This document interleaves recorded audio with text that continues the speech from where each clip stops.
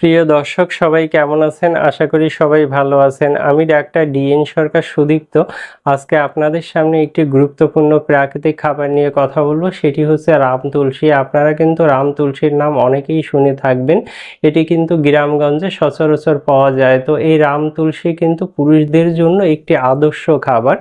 আপনারা যদি রাম তুলসীর বীজ নিয়মিত খেতে পারেন সেক্ষেত্রে কিন্তু বীর্য অধিক ঘন হয়, বীর্য অধিক গাঢ় হয়, বীর্যের শুক্রাণুর সংখ্যা বৃদ্ধি পায়। তো আপনারা যদি প্রাকৃতিক খাবার খেয়ে বীর্যকে অধিক গাঢ় ঘন করতে চান এবং শুক্রাণুর সংখ্যা বাড়াতে চান সেক্ষেত্রে নির্দ্বিধায় কিন্তু আপনারা নিয়মিত রাম তুলসী খেতে পারেন। তো নিয়মিত রাম তুলসী খেলে অবশ্যই আপনাদের শুক্রাণু লেভেলে পরিবর্তন আসবে। যাদের শুক্রাণুর সংখ্যা কমে গিয়েছিল সেটি কিন্তু আবার উপরে উঠে আসবে বা শুক্রাণুর সংখ্যা কিন্তু বাড়বে। তাই আপনারা অবশ্যই আজ থেকেই রাম তুলসী খাওয়ার অভ্যাস গড়ে তুলুন।